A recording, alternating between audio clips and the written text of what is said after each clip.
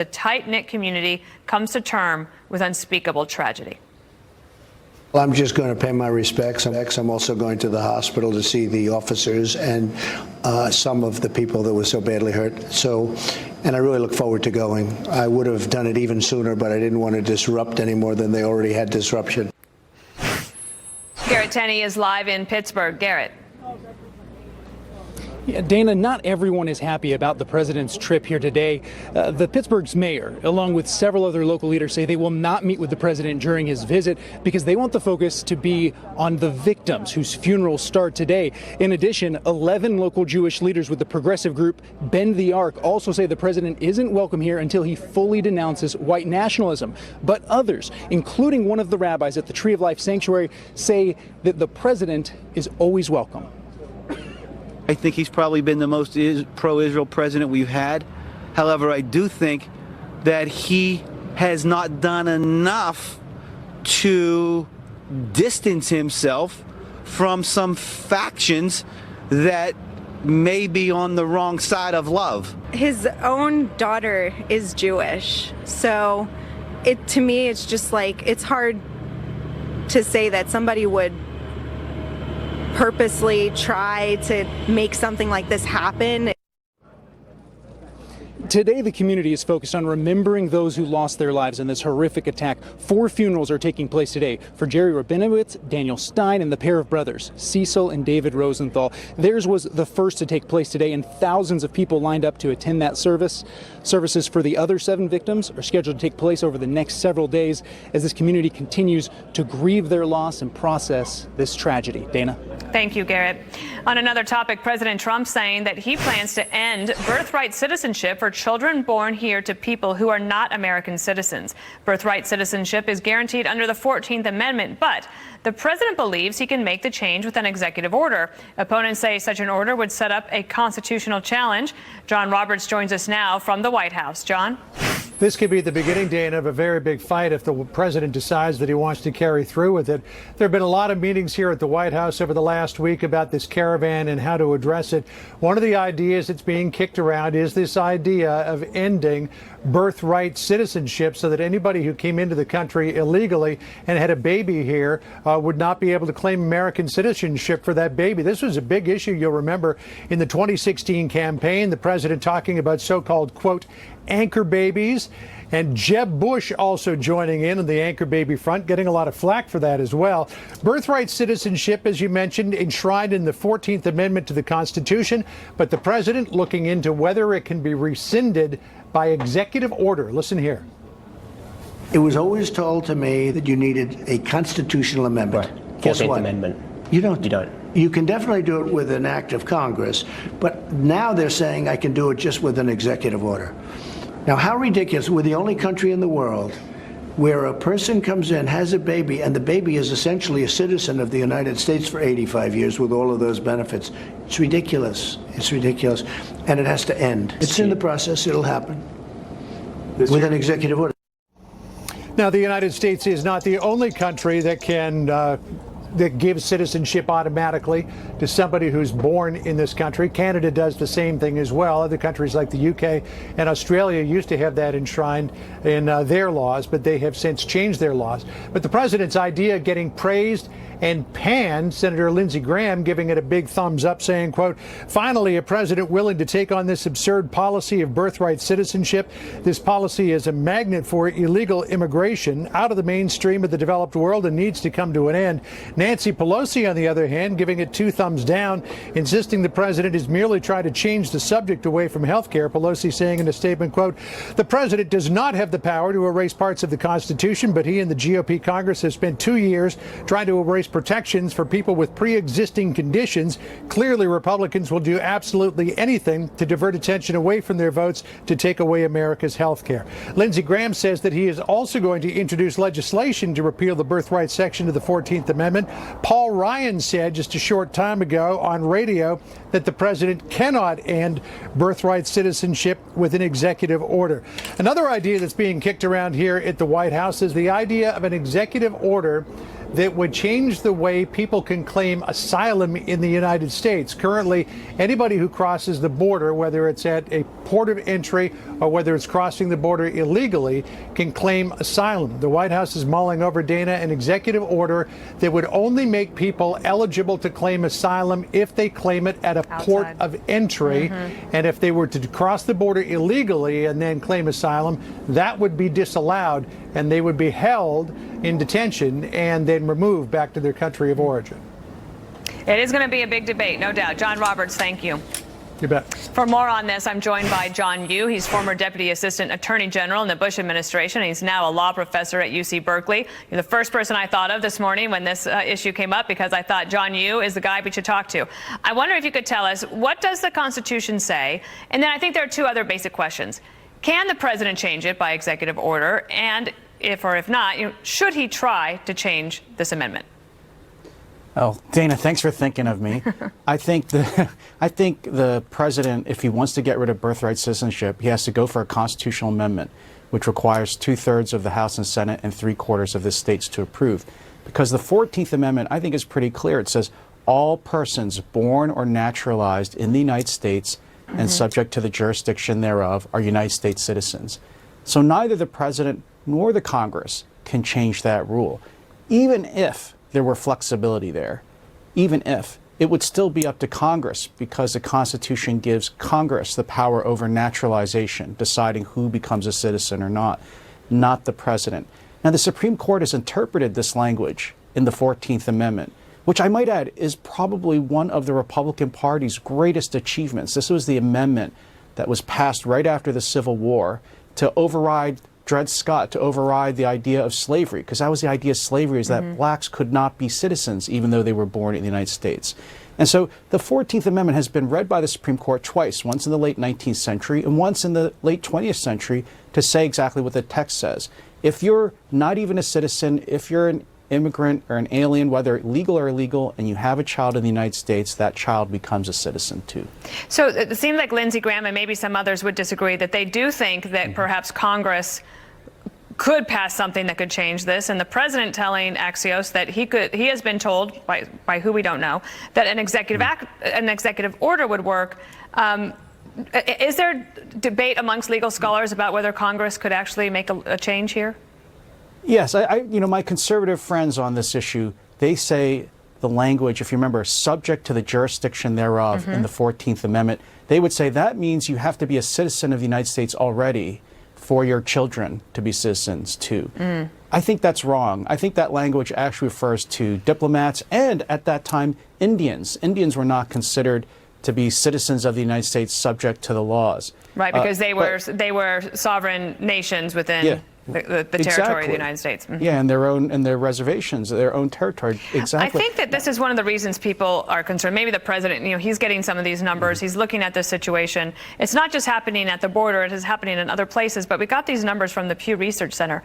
In 2014, about 275,000 babies were born to unauthorized immigrant parents. That's about 7% of the 4 million births that year in 2014. So you could see the concern for people saying this can't go on. And as John Roberts reported, the UK and Australia have changed their laws. They used to have the same as we do. They said, okay, that probably can't last. We can't continue to do that. So they made a change there.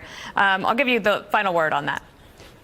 2 points. One, if you want to talk about how to distribute immigration resources, the idea is, well, you have 275,000 births, but allegedly, according to the administration, you have 11 to 12 million illegal immigrants coming into the country. If you want to talk about where resources would best be put, it would be more over border control, not chasing people down inside the country to find out who their parents are. But second, I would say you're right, Dana. This is a rule that's different from everyone else in the world. I think that's great. For a reason, America is an exceptional country, and one of the things that makes us exceptional is that we welcome immigrants. We don't test people to say, are you of German blood, are you Italian blood or Japanese blood, to decide whether you get to be a citizen of the United States. And I hope we never become a country like that. I think the other thing, I'm going to ask you one last question. Another question, I guess, that the president didn't answer in this Axios interview, at least not in a part that we saw, is this question of, well, if he does think he can do it, would he try to do it retroactively? And how far back would he do that? I mean, you get into some pretty sticky wickets here. Oh, that's a very good point, Dana. If you actually went down this road, the administration of a rule that took away citizenship from people who were born here, even though their parents are aliens, is going to be first you have to, how are you going to police it? What kind of questions are you going to ask people? Where are you going to have federal officers patrolling the country, trying to find people who were born here who aren't citizens? How would you test for it? I think it's actually an unadministratable rule. And again, you don't want our conservatives should not want the federal government to exercise that kind of power over the daily lives of our citizens. John Yoo, it's a complicated issue. We're glad that you were here. Thank you. Thanks, Dana. All right, we're just 1 week before the midterms, and both parties are searching for momentum. So with the finish line in sight, who has the edge? Plus, the Pentagon putting boots on the ground at our southern border as a migrant caravan moves closer to the U.S. What role will those troops play? We're going to have tents. They're going to be very nice, and they're going to wait. And if they don't get asylum, they get out. Some 5,200 troops to help prevent them from entering the country. Their mission called Operation Faithful Patriot. National security correspondent Jennifer Griffin, she's live at the Pentagon. Jennifer. Dana, this is really being designed to send a message of deterrence. A senior U.S. official tells me that in addition to the 5,200 U.S. troops ordered to the border, an additional 2,000 active duty U.S. troops are in ready to deploy status. They are on standby, I'm told, if needed. The first troops arrived at Lackland Air Force Base in Texas starting yesterday. Our concept of operations is to flow in our military assets with a priority to build up southern Texas, and then Arizona, and then California. We'll reinforce along priority points of entry so as to enhance CBP's ability to harden and secure the border. They will be engineers for the most part. The U.S. Air Force plans to airlift 400 additional Border Patrol personnel as well. There will be 3 staging areas. The troops are coming from Fort Bragg, Joint Base Lewis McChord, Fort Stewart, Fort Campbell, and Fort Riley. The troops will set up temporary shelters for up to 2,400 Border Patrol personnel. The Pentagon will provide riot gear for 500 Border Patrol agents. The rules of engagement have not been established, but the order that Mattis signed Friday outlines that DHS wants DOD personnel to be, quote, in direct contact with migrants and protesters. That, however, would be illegal under the 1878 Posse Comitatus Act. It's not something the Pentagon has agreed to. These current deployment orders end on December 15th, Dana. For between now and December 15th, how much will this cost, and where is the money coming from? Well, I'm told that the Pentagon, not DHS, will pay for this deployment of troops. The comptroller here at the Pentagon is working on those figures now, and Congress will expect an answer soon. It's illegal, as you know, to simply reprogram the defense budget without going to Congress. In the past, DHS has reimbursed the Pentagon when troops were sent to the border. Bottom line is it's going to be very expensive. Earlier this year, when the Pentagon sent about 2,000 troops to the border, it cost $185 million. When President Bush sent 6,000 National Guard to the border, it cost $1.2 billion, Dana. There's a lot of money, and the resources are there, though, for the president to use. Thank you so much, Jennifer. Pennsylvania's governor urging unity in the wake of the synagogue shooting. Watch. The events in Pittsburgh remind us of the fragile nature of life. These events remind us that we have a responsibility to each other in guarding that fragile life. Ahead, I'll ask one rabbi there about the community response to President Trump's visit this afternoon. And the president heads to Indiana this week to support Mike Braun in his Senate race against incumbent Democrat Joe Donnelly. Tune into the Daily Briefing tomorrow. I'll be in the Hoosier State to break down this key race and much more.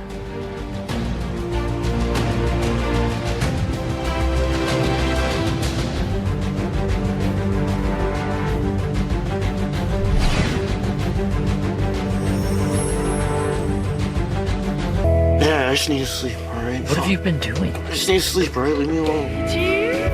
Are you high right now? No. Are you using? No, Dad, I'm not high right now. My son is out there somewhere. And Open Arms, one Jewish group writing in an open letter saying, for the past 3 years, your words and your policies have emboldened a growing white nationalist movement. You yourself called the murderer evil, but yesterday's violence is the direct culmination of your influence. President Trump, you are not welcome in Pittsburgh until you commit yourself to compassionate democratic policies that recognize the dignity of all of us. And I should say that it's not all, that's just one group that has said that. Others have said that they welcome the president. I'm joined now by Rabbi Jeremy Weisblatt. He's from Temple Ohav Shalom. And sir, I was just talking to you in the commercial break, and I thought maybe you could just share with people just how close your temple is to the synagogue Tree of Life, and how you said that there's not anybody that you know in your congregation that doesn't know somebody affected. Yeah, thank you, Dana. You know, we're about 15 minutes or so from the congregation. My wife went to college in this neighborhood. My son goes to preschool not 5 minutes away from this congregation. I know Rabbi Myers personally. We are a very close-knit Jewish community here in Pittsburgh, and I don't know anyone who hasn't been affected in some way, shape, or form by the most horrific attack on American Jewry in the history of America. Tell me about that day for you on Saturday when you heard the news. So I was with my family, and my wife burst into tears because she knows the area, knows the community as I now do. And I was on the phone within 10 minutes, ended up at the local police department within an hour. And we had the police actually go out to check and make sure our synagogue was okay, because we had already been closed that morning. And it turned out they were a group of fully armed hunters on our synagogue property with guns, bows and arrows. We're told it was just a coincidence, but with everything going on, we can't be cautious enough right now. Right. I was really struck by one of the hospital doctors who was there. He was talking about what it was like to deal with the shooter there at the hospital. Take a listen to this. As I understood, the gentleman was getting off of the ambulance, and he was continuing with his rant of kill all the Jews. What he didn't realize was that the nurse that took care of him, his father's a rabbi, and the doctor in the emergency room is Jewish. And, you know, these people put aside their whatever beliefs they had about what this gentleman was, and to us, he's a patient. I wonder if I could get your thoughts on that reaction from the doctor.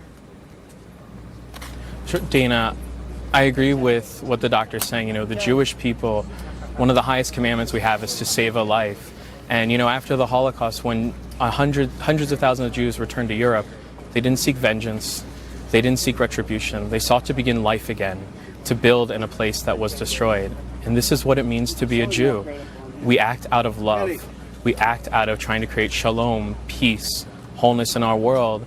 And so I am not surprised that those doctors and nurses acted to save a life, even a life that took 11 beautiful souls from this world. Now, if I could ask you then about this question of whether President Trump is welcome there in Pittsburgh. I know that the rabbi there of Tree of Life has said that he does welcome the president to come. There's been a smaller group saying that they don't. What are your thoughts on that? So there's a beautiful saying in the Jewish tradition called, "These and these are the words of the ever-living God," because I don't think one issue, almost nothing is completely one-sided. And I think Mayor Bill Peduto and Rabbi Myers said it right. On the one hand, I think we need to be focused on the grieving in our community. We have such limited resources at the moment because of this tragedy and the situation that we need to be focused on the mourners, and now is the time to grieve. And yet at the same time, I am an American, and he is our president. And if he chooses to come here to be with us, I would hope as Rabbi Myers that he would be willing to engage in a conversation, not just for the sake of conversation, but a conversation for action after the time of grieving has passed, for how we unite as all Americans to make it a country truly of the people, by the people, and for the people, how we can all stand together. It is not time to be apolitical. It is a time to mourn. It is a time to grieve, and those in power who can have these conversations and do something, I would hope they'd be ready to engage in constructive civil dialogue to begin that process. Rabbi, just for people watching who want to know, like, what can be done, is that if there was one thing that you thought could be done or that could be said that could try to bring people back together or to try to stop this anti-Semitic action and violence, what would it be? I think it's act out of love. Do not act out of fear. Love lasts longer and is stronger than fear. And know your neighbor. You know, last Friday night, I had Jeff Sterling, the senior pastor of St. Paul's United Methodist Church, a mile away from my synagogue, come to speak about interfaith work and the work that we can do together. And we need to be doing that more and more. There's so much more that unites us than divides us. And if we act out of love, we can bring light back into this world that was darkened in such a horrible way this past weekend. Well said. Rabbi Jeremy Weisblatt, thank you for joining us today. Thank you for having me, Dana. All right, we'll switch gears now. The midterms now just 1 week away. What are the Republicans and Democrats' battle plans for the home stretch? We'll ask two people who know. And the fight over fracking in the Rocky Mountain State. Alicia Acuna is in Greeley, Colorado. Alicia, voters there have a big decision to make next week. That's right, Dana, and one that could impact energy development in other states. The big question, should fracking wells be placed even farther away from homes and schools than currently required? What would the impacts look like? We'll have that story when we come back. The limit fracking is now before voters. If passed, it would result in the heaviest restrictions on fracking in the country. Known as Prop 112, it would increase the distance new well sites can be located from such places as schools and homes. Senior correspondent Alicia Acuna joins us live from Greeley, Colorado with what's at stake. Alicia. Hi, Dana. Yeah, opponents of this measure say that if this passes, it will deal a devastating blow to the state's economy. But the people behind it say that this is all about protecting health and safety. Hydraulic fracturing, or fracking, extracts oil and gas trapped in shale rock formations thousands of feet underground by pushing sand and chemical fluid into the shale to release the fuels. In Colorado, one of the nation's top energy-producing states, a battle is underway between backers of Proposition 112 who want to change the law to require all new well sites be at least 2,500 feet from areas considered vulnerable, like schools, homes, and water sources. So there's solid science that backs up this distance. It's not arbitrary. Colorado Rising says folks who live near fracking wells fear chemical exposure and other dangers, accusing the industry of putting profits over people. They don't take into account people's health, whether it's children or families. And so we feel that it's our responsibility as responsible Coloradans to make sure that if industrial activity is going to happen, that it's not on top of homes. Current law requires well distance be set at 500 feet. If passed, the initiative would quadruple the setback, placing massive amounts of land off limits. So in the first year alone, we're going to see about 43,000 jobs lost. A majority of those jobs not from oil and gas, according to the opposition, which also challenges the notion the process is unsafe. We have the strictest environmental and health regulations of anywhere in the country, and our companies have to abide by them. They're law. The list of opponents is long, powerful, and well-funded. Colorado Democratic Governor John Hickenlooper and both nominees running to replace him, Republican John Elway, and the Denver Post editorial board, which writes, the way this initiative is written, it would effectively ban oil and gas operations in a state with rich reserves waiting to be developed. And Dana, the oil and gas industry has spent about $40 million fighting this initiative. That's in comparison to the people who put this out, which at about $1 million. So the oil and gas industry really dwarfing the amount of spending that the supporters of this are. But the polling right now is really tight. Dana? Right. It still could pass. All right. Thank you, Alicia. With the midterm elections just 1 week away, there are new indications Democrats could get the upper hand in the battle for control of the House. As we enter the final days of the campaign, Bill McGurn noting in today's Wall Street Journal, however it turns out, Mrs. Pelosi has shown she understands one thing the Republicans don't. When the party in power can't figure out how to promote its own achievements, the other party will make them into liabilities. Matt Gorman is communications director for the NRCC. Meredith Kelly holds the same title at the DCCC. Matt, what McGurn was talking about is that the Democrats have known all along that they wanted to focus on health care, and his argument is the Republicans have not done a good enough job to talk about their signature achievement, the tax cuts and the economy. Your thoughts? Well, thanks, Dana, for having me. First of all, Nancy Pelosi is the most unpopular politician in every competitive district in the country. That's a stone-cold fact. We released 15 ads today in districts across the country. Almost every single one invokes Nancy Pelosi, and a majority of them also talk about the tax cuts and the economy. So that's a unifying theme for them. However, that's not going to stop us from talking about specific Democrat candidates' records. Like in Pennsylvania or in Virginia, you have candidates who are clearly anti-Semitic. We released an ad today in the great state of Maine talking about how the Democrat there would gut Social Security and Medicare. And of course, Democrats' wide-ranging support of single payer. So there are some unifying themes. We're talking about the economy in many, many ads, but that's also not going to stop us from talking and digging into specific candidates' records. But Meredith, from the beginning, aside from candidate recruitment that the DCCC really focused on, this issue of health care, it feels to me like you knew all along that this should be the one. And even while the president is talking about the caravan, et cetera, you have Democrats saying, don't talk about immigration. That's not our strong point. It's health care all the way.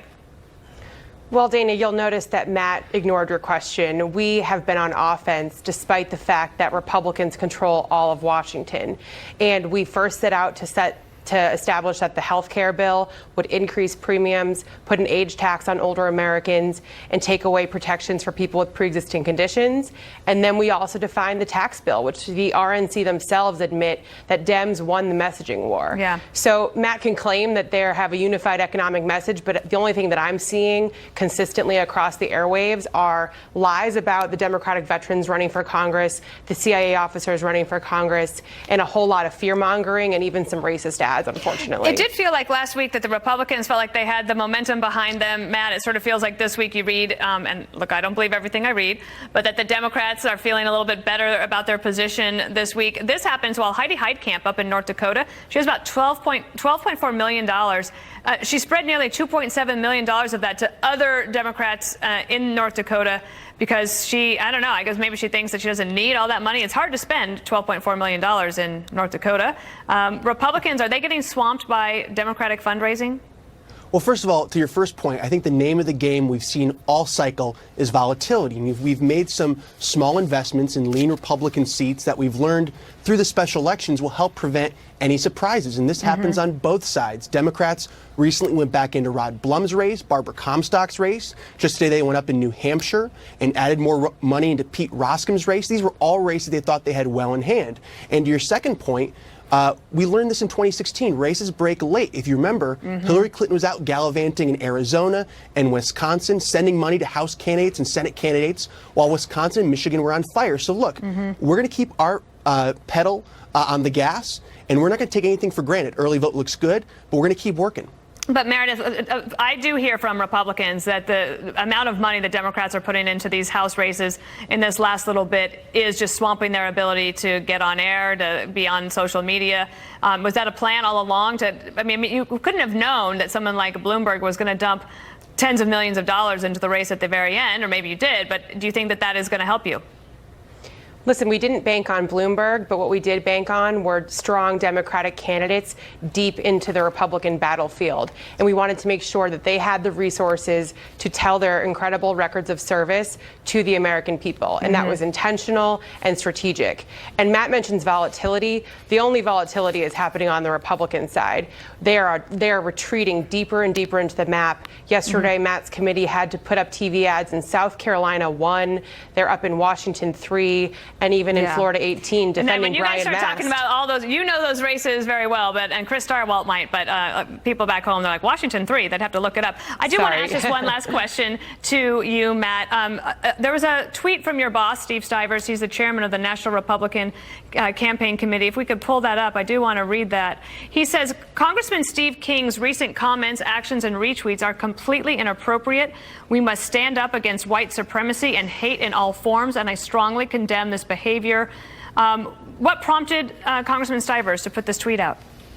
Well, the NRCC and Congressman Stivers hasn't been afraid to show moral leadership when the time calls for it. We believe Congressman King's words and actions are completely inappropriate, and we strongly condemn them. We will not play in his race.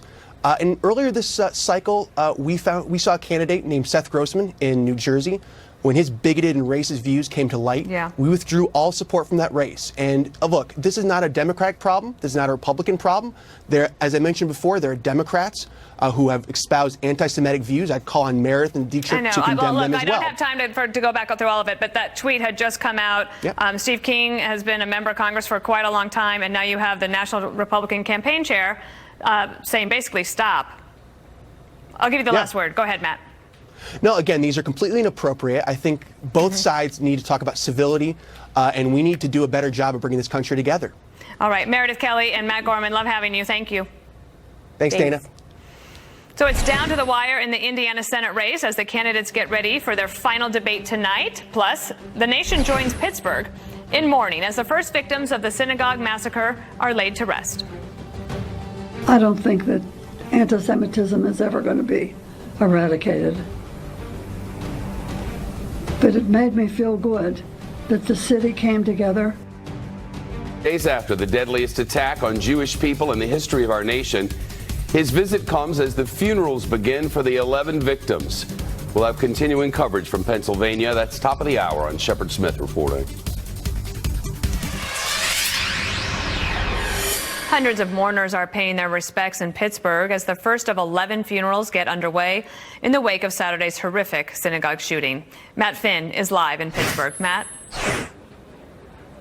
Dana, we are just around the block from a funeral for a doctor who is described as a beloved man in this community. His friends tell us that he was just considering retirement at 66 years of age and that he probably would have lived for decades after that. The president and the first lady are set to land here in Pittsburgh shortly before 4 p.m. local time. We are not sure of the president's exact schedule, but he has indicated that he would like to meet with families of the shooting victims and also law enforcement. There were 4 police officers who were injured during the synagogue massacre. Also, 2 brothers are being buried today who were shot Saturday. And these funerals come as the president is set to visit the Pittsburgh area, and the president's trip is generating strong mixed reaction here on the ground. Pittsburgh's own Democratic mayor, William Peduto, has asked the president not to come today. The mayor says he thinks it's a distraction and he'd rather the president wait until all the dead are buried. And a Jewish progressive PAC called Bend the Arc is organizing protests against the president today. Here is a leader of that PAC, and then some people we talked to who are welcoming the president. He is not the person that we are looking to unify us. He has not been that president for us since he entered office. I mean, he's the president of the United States. You know, I think that it would be very inappropriate if he didn't show up here with this kind of a mass killing. I hope he understands the gravity of the situation and doesn't make it about him or make it political. Not that I think he will, but I think it's important to maybe help stem some of this vitriol that's on both sides that we got to get away from. The air here is heavy. Mourners have been walking by us all day trying to remain strong and keep it together. And here in the Squirrel Hill neighborhood of Pittsburgh, one single funeral home has organized 9 of the 11 funerals scheduled for today through Friday. Dana. Thank you, Matt. Switching gears now. There's a new poll showing Democrat Kyrsten Sinema with the lead over Republican Martha McSally in their race for an open Senate seat in Arizona. The NBC Marist poll showing Sinema up 6. Let's bring in Josh Holmes. He's former chief of staff to Mitch McConnell, and Marianne Marsh, former senior advisor to Secretary John Kerry. Josh, let me go to you first. This race has been tight all along. Martha McSally, there are polls that show her up in some places, but this latest one, maybe there might be a little bit more of a challenge for the Republicans there? Yeah, well, this is a classic NBC News headline hunting poll release, because if you actually look at the poll itself, what they have there is the ballot that voters are going to be choosing from, which includes a Green Party candidate. And of course, the numbers in that show a statistical tie well inside the margin of error, where I think almost everybody believes that race is. Now, of course, the only thing that they release in their headline is a six-point lead, which, of course, I don't think anybody, Republican or Democrat, has that race that far apart. If it is just a statistical tie, Marianne, what do you think could tip the balance in front of the Democrats' favor going into this final stretch out there in Arizona? Well, I think in every Senate race, including the Arizona race, it comes down to the ground game, the GOTV effort, and Democrats are always much better on the ground, getting those votes out street to street, door to door. It's worth 3 to 5 points alone, and that would be a winner in this case. The other is sort of the new scorched earth GOTV plan by Donald Trump, using divide and conquer politics on race and religion, and immigration in particular, which I think is going to help Democrats even more in this closing week to win states like Arizona, Nevada, even Texas. Because of the way Trump is campaigning, I think more Democrats are going to come out, more women, more voters of color, more independents, and they're going to vote for more Democrats. About immigration. So, Josh, what do you think of that? I mean, that's not been a traditional way that Republicans have gone. I mean, Republicans typically have felt pretty strong on immigration, but she's saying that some of these races that are really tight could go the Democrats' way because of immigration? Well, there's two interesting data points here. The first is that in all of these races, the Republican enthusiasm is absolutely essential. The problem that the party in power has is trying to replicate the minority party's enthusiasm in a midterm election. And Donald Trump has been singularly the most important piece of that and trying to replicate that energy. The second data point that I find really interesting here is that early voting, particularly in Arizona, has been tilted the Republican way in a very big way, even more so than 2016. A lot of that enthusiasm is coming from that Trump base. That's not necessarily a perfect overlap with the Republican base. And so you can see once again that issues that he's talking about, like immigration, are actually having a huge impact in Republicans' favor. Marianne, do you worry about early voting looking like it's favoring Republicans, or do you not take that into consideration? I don't. I actually, believe it or not, agree with both points by Josh. Wow. But I know, shocking, right? Save this clip. Yeah, no, but what I've fantastic. seen historically the last couple of years is Republicans are getting better and better at early voting, but it cannibalizes their election day turnout. So they haven't been able to grow that. Historically, Republicans vote on election day, period. Now they're spreading it out over early election, and Democrats have really mastered early election and turning out even more people on election day. That's We a good will point. see if the Republicans have learned to do that. So I have to ask you one last question. I'm going to Indiana tomorrow. There's a big Senate race there. I'm going to have a chance to talk to Senator Mike Braun. Right now, it looks like Donnelly has raised $4.6 million from July to October 17th. Got some outside money there. Braun raised nearly $4 million. There's just a ton of money going on here. This race looks to be super close, though. Josh, do you think the Republican has the edge? I do think the Republican has the edge here. Mike Braun has run a good campaign. Actually, you know what? The Democrat here, Donnelly, has run a pretty good race. The problem is ultimately the post-Kavanaugh environment in Indiana has really become difficult for the incumbent, Senator Donnelly. And we've seen what was a sort of a dead heat race up until September. In October, begin to spread out for Mike Braun and have the advantage pretty durably here in the last few weeks. And I just have a quick moment for you, Marianne, for final word. I think Donnelly has the edge there. If he wins it, it's on the ground. But look for places like Lake County, where he won it by 70% last time, and he's had Joe Biden there campaigning for him. That makes a difference. Okay, Josh Holmes and Marianne Marsh, love having you. Thank you. Thank you. Thank you. And as I mentioned, I'll be live from Indianapolis with the latest on that crucial Senate race, so make sure you catch us then. So with the Georgia governor's race super close, some political heavy hitters are heading to the state just days before the election. We're going to be live with details next. I pledge allegiance to the flag of the United States